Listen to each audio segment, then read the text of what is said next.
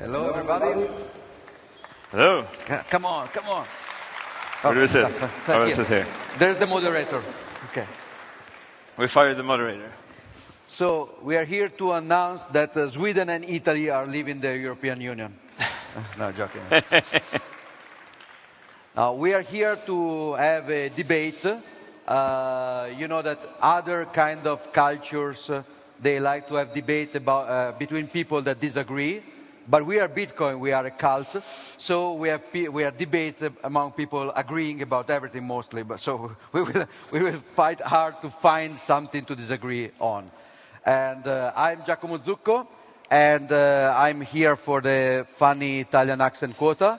And Sergej? Yeah, I'm Sergej Kotliar. I'm the founder and CEO of Bitrefill. I guess many of you know what it is. We sell digital products with Bitcoin. How many use Bitrefill here? Good question. It's a good number. Well, okay. And how many use shitcoins on Bitrefill? Okay. Shame words. Cancel culture words. So one of the things that we wanted to discuss a little bit is that I don't know if you follow any of us on Twitter. You should. Giacomo Zucco. Your nickname on Twitter? Zigamon. Zigamon, right? Where does it come from? It's a pun from when I was a drunk teenager. It's a Digimon reference. Ah, Digimon. Oh, that's very nerd. Yeah. I was never into Digimon. Never mind. It's not important. How old are you? 37. 37, like me. Okay.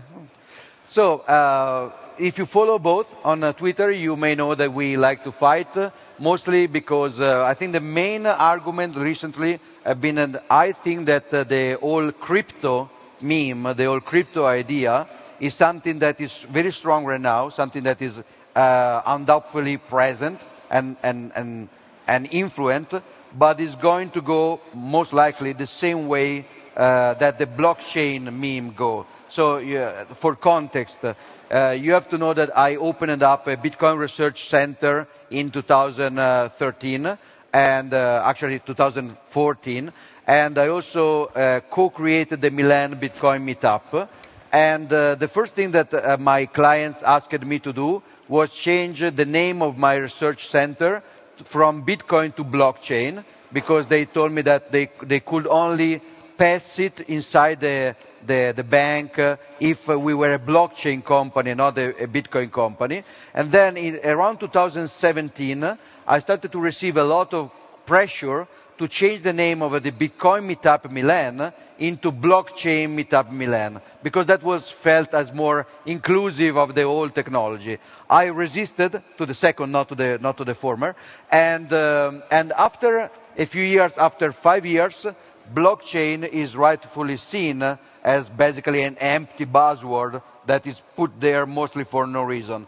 And my contention is that probably the crypto buzzword, which is something similar but more recent, may have a similar half-life and ending up as something that has been abused and then abandoned while Bitcoin can still stand. And you don't agree with that? I guess maybe for context, I guess sort of at Bitrefill we have a wallet selector, so we have like users provide us with information about which brand of wallet that they use in order to pay us. And I presented at a conference a month back the findings that among people who use Bitcoin, either on-chain or Lightning, to pay Bitrefill, the vast majority of these users were using wallets that are multi-coin.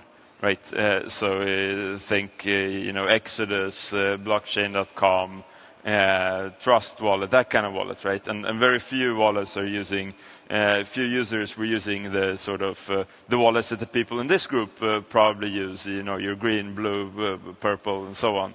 And so a big realization, and this is Bitcoin users, right? And I think that a big takeaway of this, I mean, we've always had the understanding that the set of people who use Bitcoin is much broader than the people that go to a conference about Bitcoin, right? I mean, there's millions of people who use Bitcoin, and there's 3,000 people in this conference. So clearly most Bitcoin users are not here.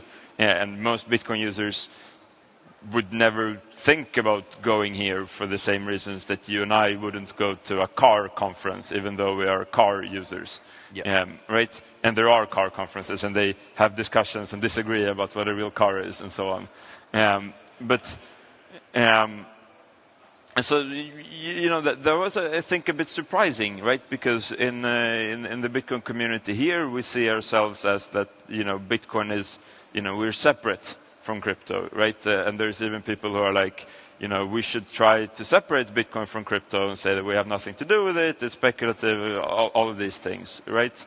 But observationally, like most Bitcoin users are crypto users. Like it's if you look at the things that they use, the tools, the services, and so on, right? And so this is the contradiction, and you can say that it's passing, and maybe it is to some extent, because historically, in the early 2010s, people used Bitcoin to buy drugs on the dark webs, and the Bitcoiners were like, we don't mega support it, but it's freedom, so you can do what you want. And then, like the second half of the decade, people were using Bitcoin to buy shitcoins, and now we're getting to a point where people can buy shitcoins without using Bitcoin, right? And we see that the biggest crypto wallet in the world is MetaMask. It doesn't even support Bitcoin. Right, so Bitcoin no longer is as required for the activity of acquiring shitcoins, and it's a significant factor in that we're not seeing that big of a growth in terms of transactions on chain, because the Bitcoin native economy is growing, but it's not growing fast enough to compensate for the shitcoin users leaving Bitcoin. And so that brings us to, I think an interesting question to discuss, on like whether or not it's desirable. Sort of, do we want, we have in this world there is crypto, and we can like or not like it, but it exists. And is it desirable that Bitcoin is used for that, or how should Bitcoin relate to the fact that there are millions of people in the world that are signing transactions with a wallet that they hold their own keys to and so on, doing censorship-resistant purchases and whatever, relatively.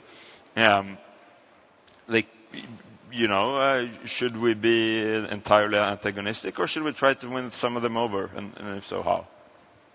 So the fact that you discussed this in a presentation in Prague already, and you are discussing here with me, means that your answer is not just let's serve shitcoin users as well as Bitcoin users, but you think that also in the broader message, in the presentation of the topic, there should be some shift from Bitcoin only, everything else is bad, into some level of acceptance. Or, I mean, if my deal was you keep serving shitcoiners as well, we don't stop serving shitcoiners because they have their use case, just like drug addicted had their use case in darknet markets. We don't approve, personally, I will not use heroin, but I like adults, consenting adults exchanging whatever they want. So you will switch from this into, we have to really include the crypto into the whole message, so we have to change the brand. I don't know. I don't think that's my argument here. I think that the anti-scam ethos of Bitcoin is important, and that we should continue having it, but figure out how to get it to be heard, because I think that I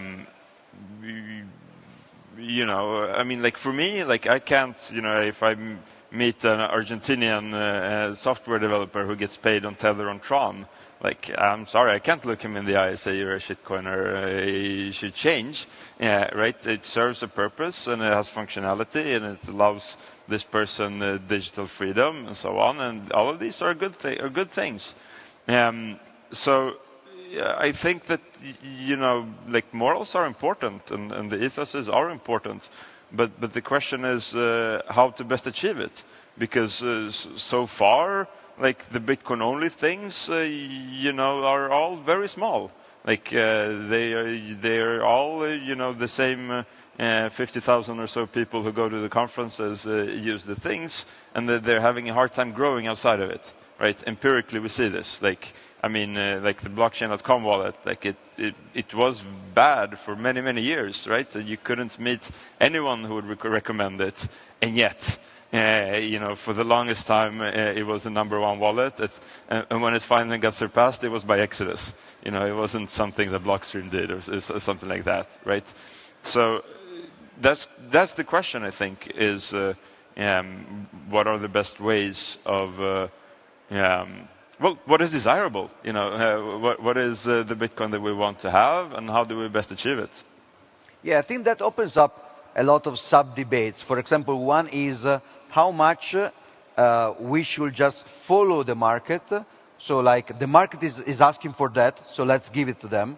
Or we should be a proactive part of the market, which is also shaping the market even against the current trend. Right. I'll give you an example. If I don't know if you guys look at YouTube videos by BTC Sessions, great videos about Bitcoin stuff. So Ben is doing a tutorial for Wasabi 2.0 for Cold Card. And if you really look at the views of that, and you look at the views of porn, it's clear that the market wants porn videos and non-Bitcoin educational video. So you can just call Ben and say, Ben, your Wasabi educational video is great, but just get naked and do something nasty. So the point is not just following the demand, but it's also somehow guiding it. Oh, this was an applause for the proposal. No, okay, porn will be banned on YouTube anyway, so a better equivalence will be flat earth videos. That will hit so many views more than a Bitcoin tutorial. But it's stupid. So the point is, if we think something is unsustainable or not deep enough, closer to the truth we are trying to convey, even if the market is demanding it, we could still stay strong and create a subculture that is maybe smaller than the ensemble, but is more significant. Right. And the second point I will make is that it's significant. We may think it's shrinking, but by some measure... I don't think it's shrinking. I don't think it's shrinking. It's just that the other one is growing a lot faster. Like, I mean, Binance is the fastest growing company in history. And I agree with you, right? I mean, again, the porn argument is fair. But it is sort of...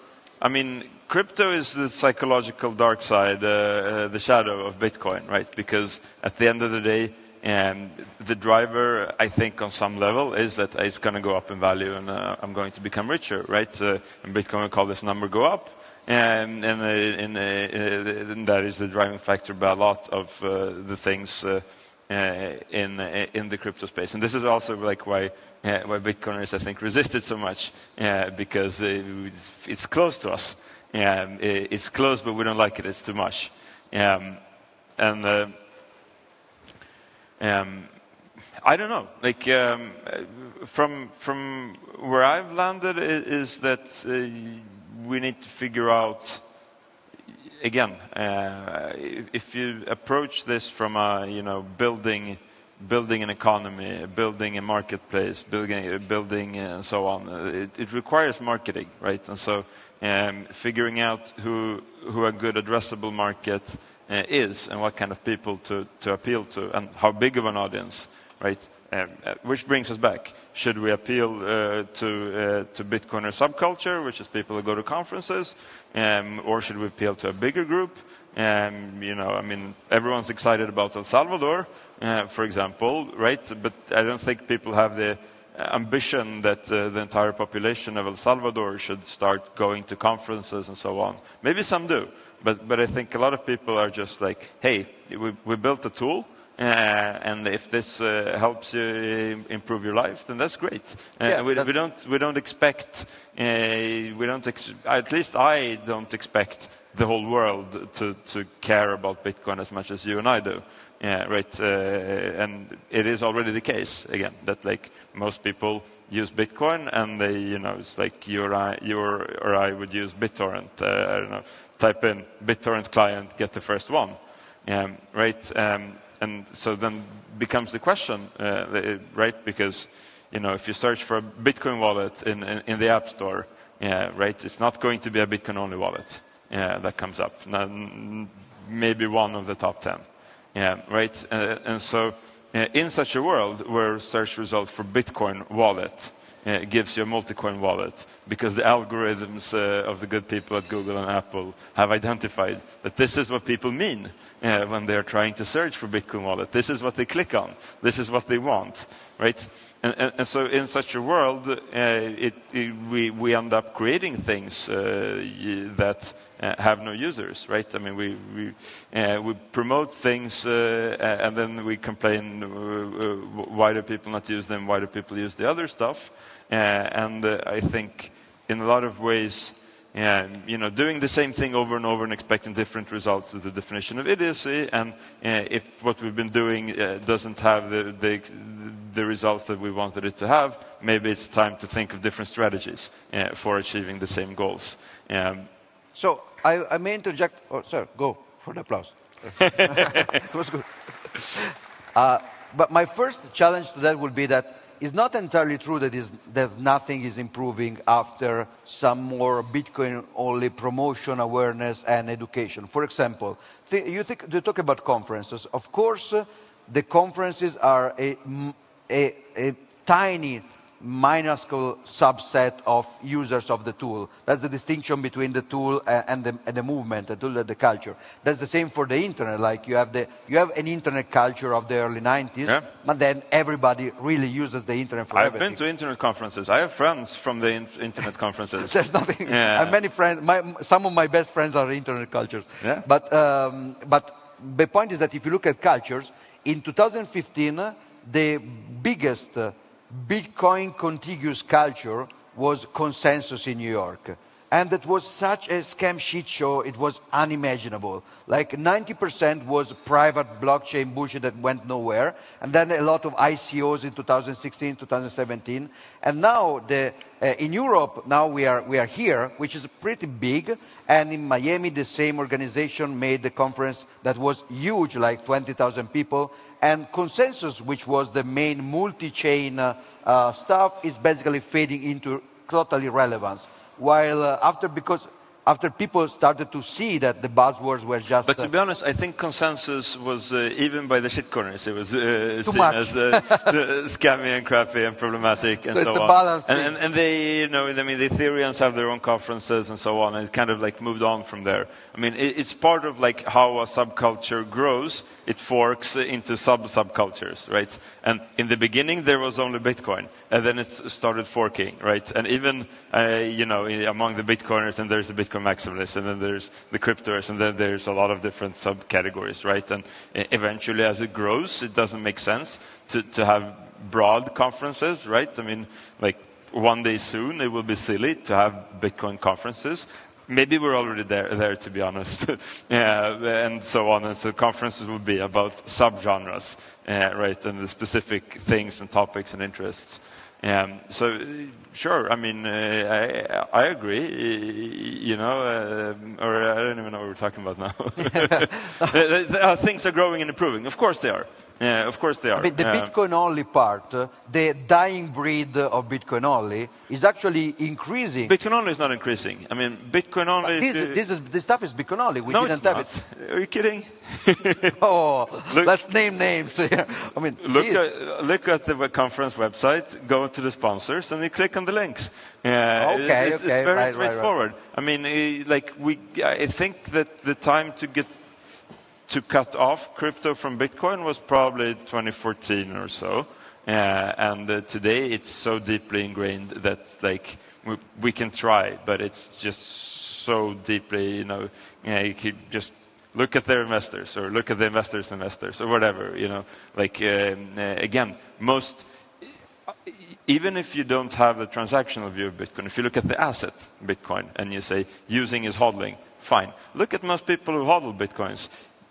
most of them hodl shitcoins, right? So there is an overlap here, right? And I promise you, I'm not going to do the hand-raising thing, but like, you overhear a lot. People are like, yeah, I know this is a maximalistic conference, but, you know, I like Monero, you know, or stuff like that. Right? And there's a lot of people that have these views, and then it becomes that the Bitcoin-only group is sort of a little bit like church, you know, like, yeah, you sit there, you listen about how everyone's a sinner and so on. So everybody's a sinner, but we still aim to be. We still aim, exactly. saints. Yeah, we say we bow, but like, you know, then you go out and you start sinning again as soon as. Then they find you on Celsius leak. And for example. So that's kind of the question, right? I mean, if Bitcoin is for everybody, then it is for shitcoiners as well, right? And if that doesn't mean that shitcoins are good, right? I mean, and that's a big thing. Like, I don't think we need to lose the ethos of Bitcoin in terms of, you know, explaining why certain things are bad ideas or why certain things are bad investments and so on. Even within Bitcoin, like if you only own Bitcoin, but you own them as credit in a centralized exchange custodial, I mean, maximalists will bother you about that, and it's still Bitcoin only. But the point is that Bitcoin IOUs are shitcoins, basically. Yeah, so but exactly. But if you include that, then it's 99 decimals % of Bitcoins being held like that. Well, no, Satoshi, but so. And that's kind of the dilemma is sort of like, I mean, Bitcoin only is very small. I use Google Trends to find these things out. Like, take the buzzword that is commonly used, you know, like Bitcoin only, and you look at it, and something. Bitcoin is bigger than crypto right now. Yeah, always has been. Always has been. So absolutely, but it's shrinking, right? Like a blockchain. Has reached closer to blockchain never got off zero on Google Trends. Blockchain was never a thing. It was a little bit of bubble. There was a blockchain bubble. Crypto is infinitely bigger than blockchain in terms of narratives, and it's good to sort of like you type in Bitcoin only, and it's like it only shows up in the USA and nowhere, not anywhere in the world. Okay, Bitcoin only as a sentence. Yeah. Sure, but like, you know, stacking sats or whatever, you know, all of these things, the memes that we have, you can check, you know, like, okay, but how many people are engaged with them? You can compare them with equivalent memes in other communities and whatever to kind of get a sense for these things. And I mean, so, you know, like, what are the most, I mean, there are Bitcoin-only companies. There are Bitcoin-only services. Probably the biggest Bitcoin-only wallet is Electrum. Yeah, it's a great wallet. I use it myself.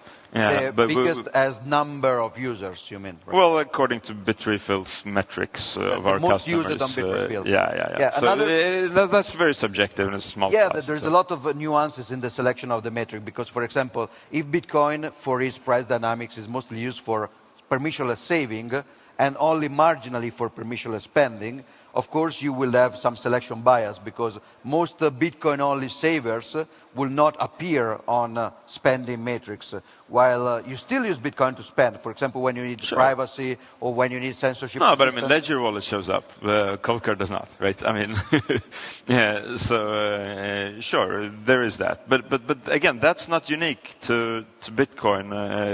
It's the same in the crypto culture. So another thing that I will challenge, still in this presentation you gave in Prague, and I suggest you to watch it, is for Pizza Day in Prague, right? Yeah. The name was, I don't remember the name. Just search Sergej Pizza Day Prague. His name, Pizza Day. And he basically showed this image, Bitcoin as a solar system, which is important, huge, but then if you zoom out, next to it there is like a galaxy, which is the shitcoin casino. And your point is that at least as a number of people, not as an amount of money, but as a number of people, so if your metric is heads, the shitcoin casino galaxy is so much bigger than the Bitcoin fundamental use case, as for now at least. But I will argue, and I agree with that. I mean, if you go to Las Vegas for unconfiscatable conference or for gambling, you will see there are so many people going there for gambling than for turn-based conference. But I will argue that what makes it different is that this is activity that used to be Bitcoin, right? And so, relatively speaking, the crypto stuff came out of Bitcoin, right? Yeah, so it's something born out of Bitcoin, but now becoming bigger somehow than Bitcoin. And it was that most Bitcoin transactions were Bitcoin being sent to shitcoin exchanges, right? And now people are, the shitcoin exchanges just have their own on-ramps, and then it becomes that the place that you buy Bitcoin is a shitcoin exchange. So my argument against that would be that if you zoom out even more, you will find the solar system of Bitcoin, the galaxy of shitcoin scams, casino, and then the super cluster of the legacy fiat world. And I think that is actually, so if you talk about the dark side of Bitcoin, I think that is giving crypto too much credit, the crypto meme, to identify it as the dark side, because the main point is that outside of Bitcoin as a movement, Bitcoin as a tool is used by fiat people mostly. So most of the people using Bitcoin are 100% fiat. They are fiat as culture, as money, they have a bank account, they vote for politicians. So I think that the real two extremes will be fiat supercluster versus Bitcoin's planetary system. But the shitcoin casino is pulling out of the fiat supercluster at a faster rate. And at the end of the day, we both have the same goal of pulling people out of the supercluster. And within there, we can be better at explaining why Bitcoin is preferable to other things. My astrophysical prediction would be that when the solar system grows and the supercluster shrinks, you have two gravity centers that will strip away the shitcoin galaxy, because when you really need censorship resistance, you have no alternative to Bitcoin. And when you really need convenience, I don't know. Darkness is using Monero these days, so I mean it's complex. It's not more censorship resistant than Bitcoin. You can argue that it may have better privacy in some use cases, but not more censorship resistant at all. It's lower hash rate, so it's easier to censor. I think we gotta wrap up. We ran out of time some time ago. Okay. I was trying to. Thank you. Thank you for listening, and please punch us in the outside.